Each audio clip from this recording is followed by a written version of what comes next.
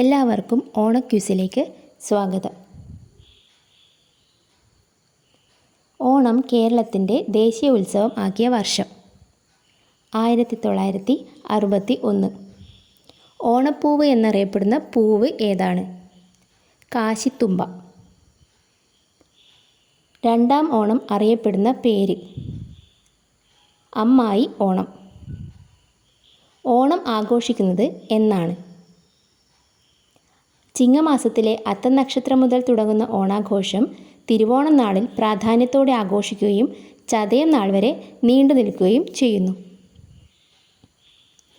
മഹാബലിയുടെ പിതാവിൻ്റെ പേര്? വീരോചനൻ. മഹാബലിയുടെ പത്നിയുടെ പേര് എന്താണ്?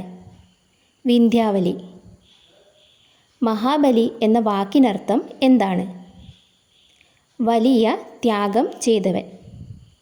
മഹാബലിയുടെ യഥാർത്ഥ പേര് എന്താണ്? ഇന്ദ്രസേനൻ. ഓണപ്പൂക്കളങ്ങളിൽ ഒരു ദിവസം ചതുരത്തിലാണ് പൂക്കളമിടുന്നത്. ഏതു നാളിലാണത്? മൂലം നാളിൽ. തമിഴകത്ത് ഓണം ആഘോഷിച്ചതായി പറയുന്ന സംഘകാല കൃതി ഏതാണ്?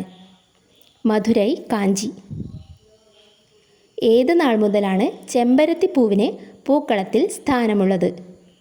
ചോതിനാൾ മുതൽ. തിരുവോണനാളിൽ അട നിവേദിക്കുന്നത് ആർക്കാണ്? തൃക്കാക്കരയപ്പന്. വിഷ്ണുവിൻ്റെ അവതാരമായ വാമനൻ്റെ പിതാവ് ആരാണ്? കശ്യപൻ. വിഷ്ണുവിൻ്റെ അവതാരമായ വാമനൻ്റെ അമ്മ ആരാണ്? അദിതി. ഓണം പോലെ ഐശ്വര്യമുള്ള നാട് എന്ന് വിശേഷിപ്പിക്കപ്പെടുന്ന നാട്?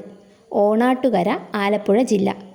ദശാവതാരങ്ങളിൽ മഹാവിഷ്ണുവിൻ്റെ എത്രാമത്തെ അവതാരമായിരുന്നു വാമനൻ? 5ാമത്തെ.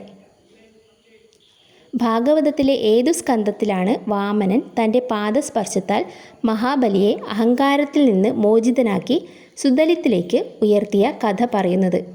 8ാം സ്കന്ധം.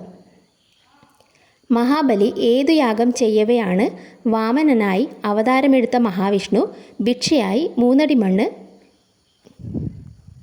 ആവശ്യപ്പെട്ടത്? വിശ്വജിത്ത് എന്ന യാഗം. വാമനാവതാരം സംഭവിച്ചത് ഏതു യുഗത്തിലാണ്? ത്രേതായുഗത്തിൽ. മഹാബലിയുടെ പുത്രൻ്റെ പേര് എന്താണ്? ബാണാസുരൻ.